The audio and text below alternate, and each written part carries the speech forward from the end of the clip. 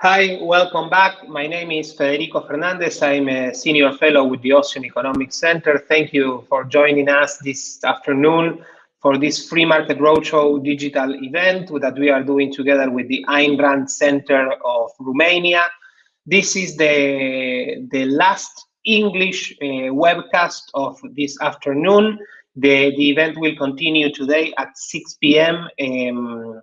With the Romanian program, and tomorrow both at 2 p.m. and 6 p.m. Respectively. I want to thanks very especially to Mirela and Sorin for organizing all this, for all the support with this online studio that we're using. Everything has been great thanks to them. And our last speaker is my dear colleague Kai Weiss. He's from Germany.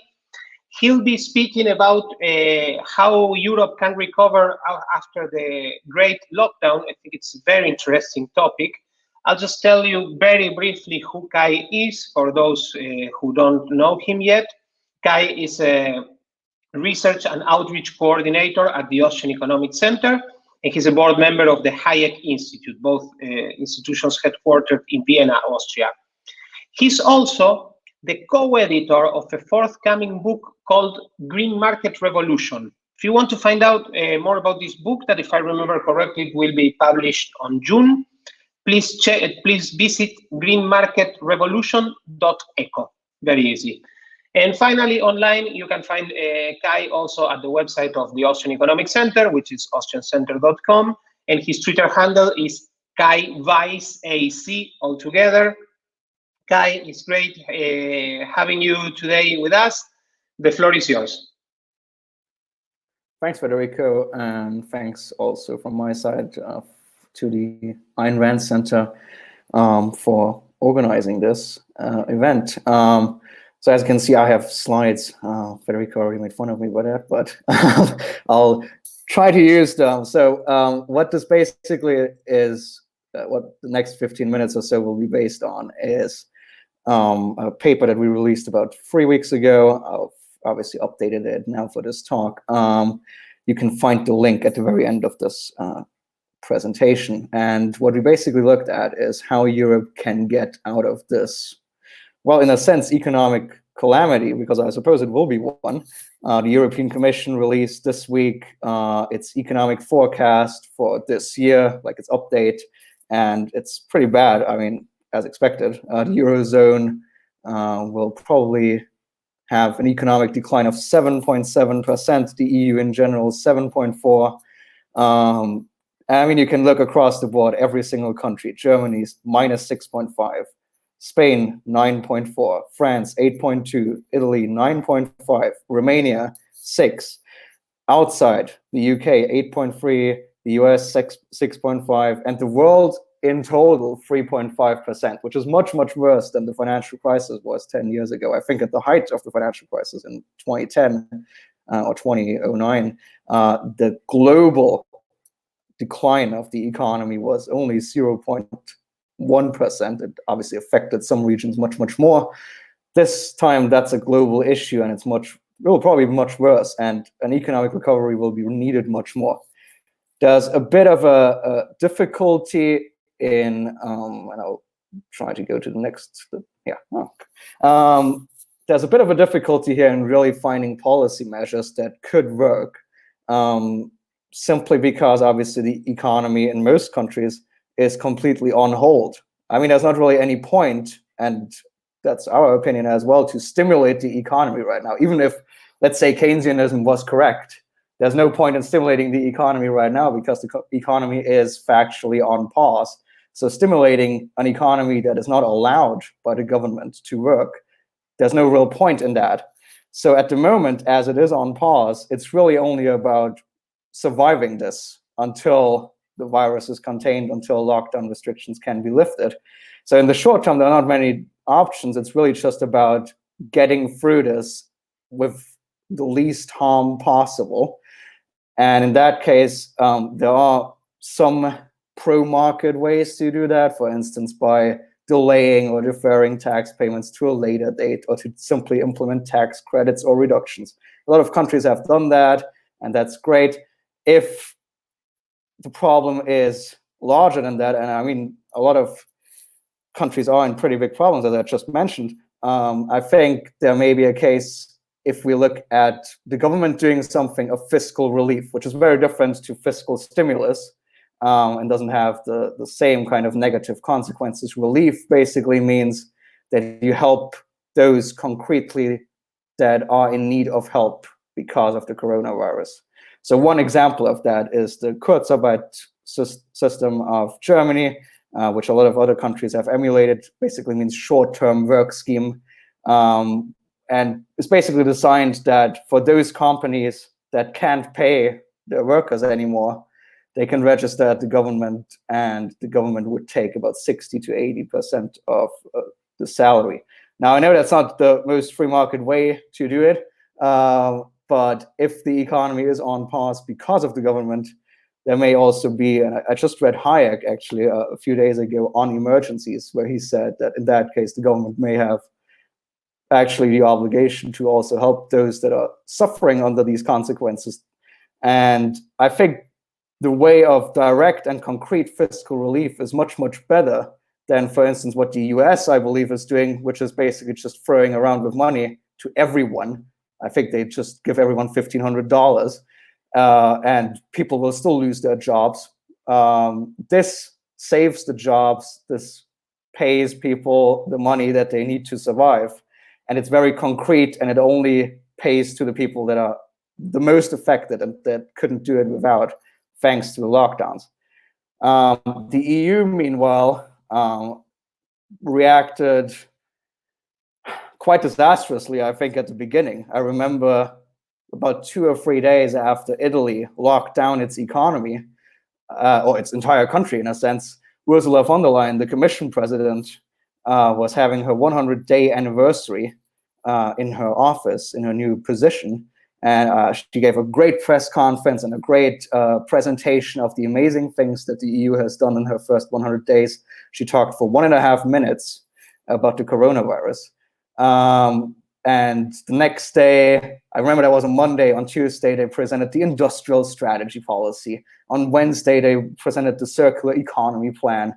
While the national governments were all closing their borders, were all basically implementing all these lockdown measures, and were practically abolishing the 4 freedoms, including freedom of movement, freedom of trade and stuff in Europe. Now, I will say they have caught up on that a bit in recent weeks. Then cross-border trade is ensured again, but I think there are some more ways to tackle the problem even now, by suspending tariff duties or something like this. And I think especially now in this peculiar phase between short-term and long-term, as we lift lockdown restrictions, I think the EU is in a prime position to actually bring national governments together to develop a coordinated plan to open borders again within the EU and also with allies abroad. And I think there's a great opportunity there, and so far I'm sadly not seeing a lot on that. Again, I wish the EU would stay out of this as much as possible. If absolutely needed, there are obviously, again, I think not economic stimulus, not Euro bonds, so new structures that are really, really damaging and that would be damaging long term, or looser monetary policy like the ECB. I think what the ECB is doing will be quite damaging in the long run. They announced a 750 billion euro strong pandemic emergency purchase program. Christine Lagarde, the ECB president, said that her commitment to the euro has no limits, which is very, very similar to Mario Draghi a few years ago saying he will save the euro whatever it takes. And instead, I think, again, let's just get through this lockdown. I mean, I would be very happy if the lockdown measures are lifted a little faster, but for as long as they are in place, let's stick to temporary, concrete financial support, in the best case, through funds that are already available. For instance, there have been some agreements on the EU level of using the EU budget, the financing, the funds that are not used yet in the EU budget to now shovel it around and use it for Corona purposes instead of, I don't know, just subsidies or something like this. I think that's a better way to go than just increasing debt or having looser monetary policy or creating new damaging structures. Now, obviously, in the current phase, we can look more and more to the long term.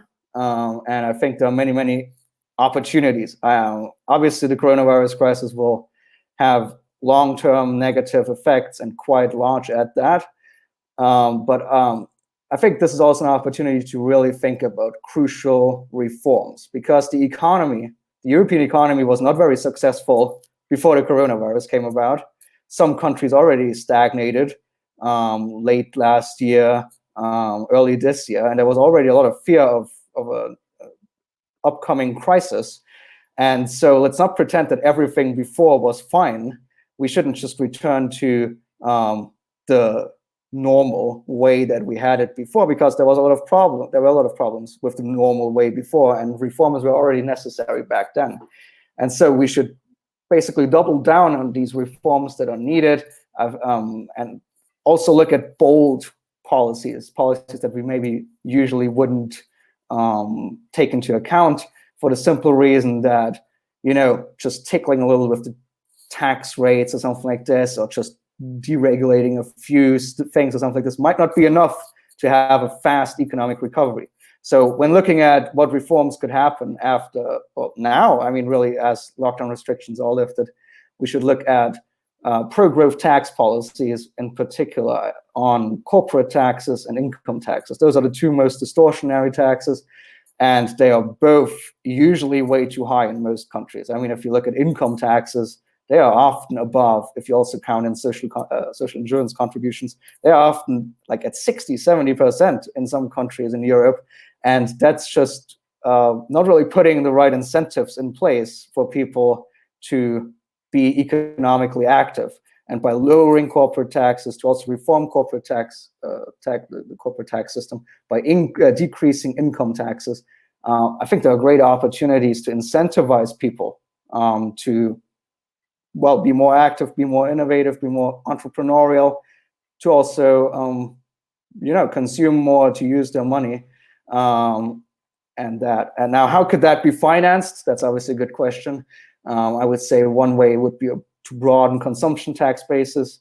Now, that does not mean, and I want to be completely clear about this, it does not mean to increase consumption taxes. It means to simplify the system, to make it less bureaucratic, potentially, or something along those lines. There's also a VAT gap in Europe of, let me get that, 337 billion euros a year. If you just try to close that gap, which comes into being through fraud, bankruptcies, special political interests, corruption, and poor administration, if you close that gap, you have a lot more revenue through which you can cut taxes in other places, in better places, that will help the economy, that would help businesses and individuals. And obviously, I think in a sense, at some point you have to think about cutting spending and not engage in fiscal stimulus. Not, as I said, in short term, it doesn't make any sense, but I think it would also be damaging in the long term, because the fiscal health of the EU is absolutely horrendous. I mean, it was already horrendous before this crisis came about. Just look at the debt to GDP rates throughout Europe. It should be 60% according to, or no more than 60% according to the Stability and Growth Pact. It's 178 in Greece, 137 in Italy, 120 in Portugal. And you can go down this list and say that countries are obviously very, very indebted. And this will be so much worse after the coronavirus has subsided, considering national governments and the EU together have so far introduced economic stimulus of more than 3.3 trillion euros. And we shouldn't engage in this even more if we want to have the economy recover, because we just get a worse debt situation that will come to haunt us in a few years' time, or that future generations would have to pay back. That is also true on the EU level. There are Marshall Plan ideas. There are recovery fund ideas, where basically EU governments are talking about introducing programs of 1.5 trillion euros or using the EU budget for that. And that would be just highly damaging. And I think the EU, or through European cooperation, we should focus more on free trade methods. For instance, by deepening the single market. The European Commission, 2 months ago, as the coronavirus crisis came into being, looked at the single market and said there are still so many barriers in place that prevent businesses and individuals from trading freely. If you eliminate or at least reduce these barriers, you could generate, according to the Commission, an additional 269 billion euros annually for manufactured goods and 338 billion euros annually for services, together raising EU GDP by approximately 12%. If you combine that with speeding up free trade agreement negotiations with, I don't know, countries like Australia, New Zealand, maybe the US, let's see, obviously the UK, finish the Mercosur agreement and all these kinds of things, you could really spur economic growth by simply unlocking the entrepreneurial and innovative potential of free market ideas, and basically let European people cooperate voluntarily with each other, innovate, being entrepreneurial. And I think that is the way to go, not more centralization, not more stimulus, but instead to go back to a more prudent and pro-market economic system after the coronavirus is history, hopefully soon.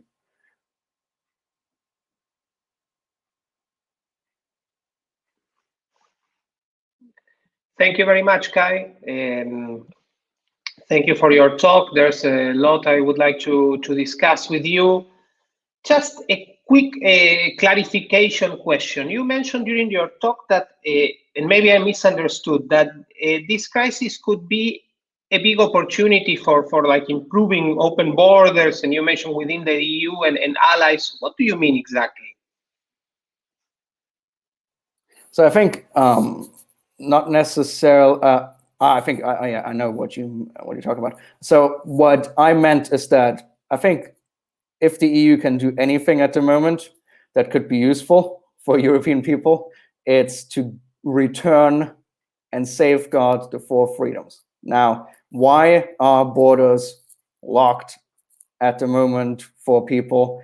That's obviously because each national government had a different plan on how to tackle the coronavirus. Each country was in a very, very different position when it comes to the coronavirus. And since the European Union kind of just slept through the beginning stages of the virus, each national government took matters into their own hands, closed borders, had their own approaches.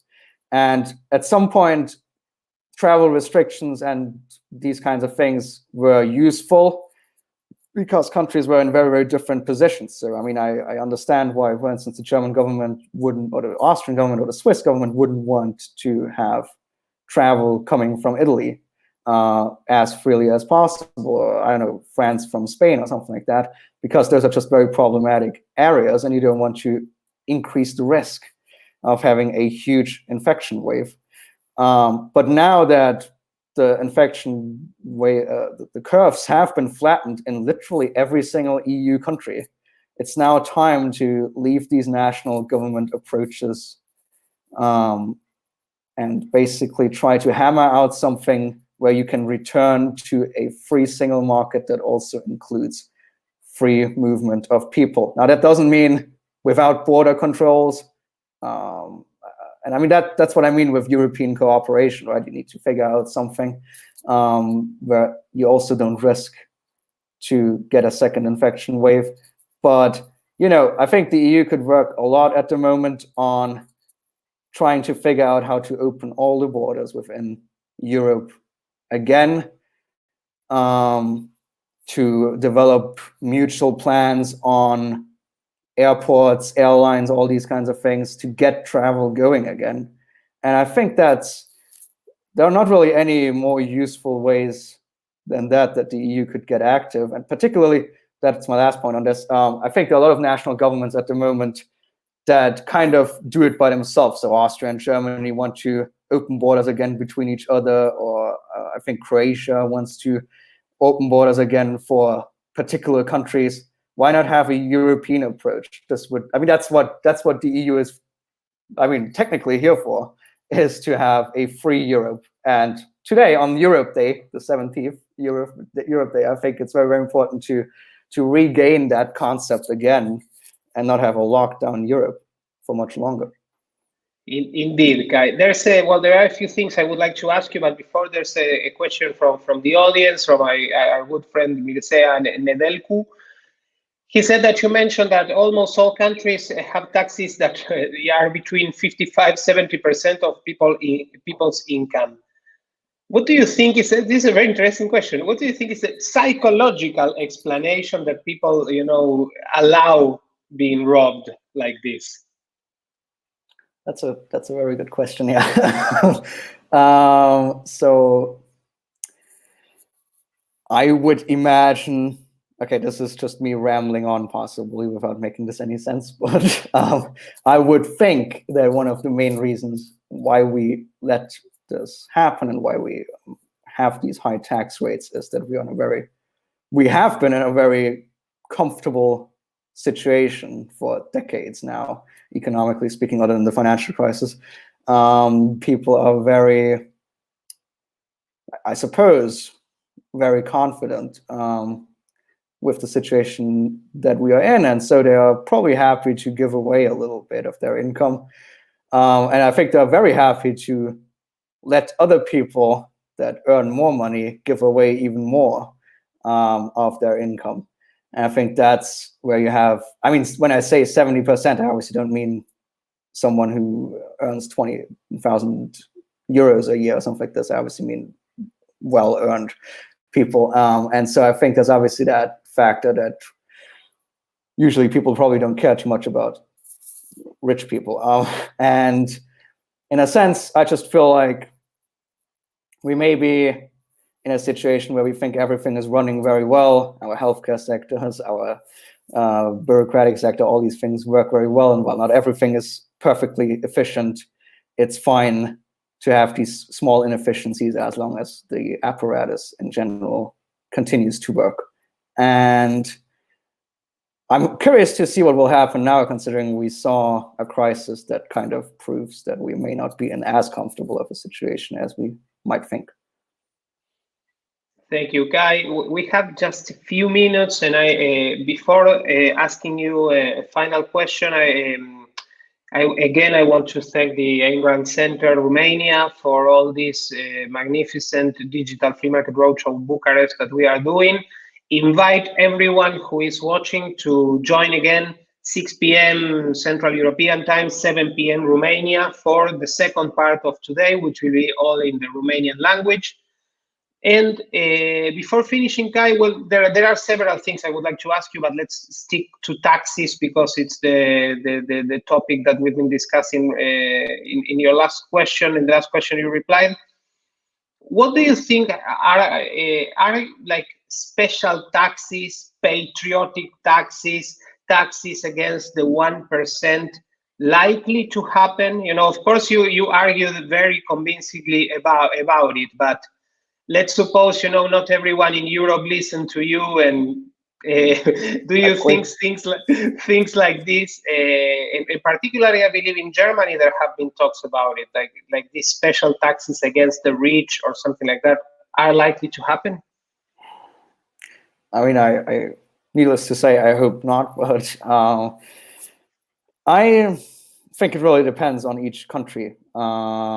And it depends on which government is in place. I mean, for instance, you mentioned Germany. There has been talk of very early on in the crisis of even nationalizing certain businesses and of increasing taxes and stuff like that.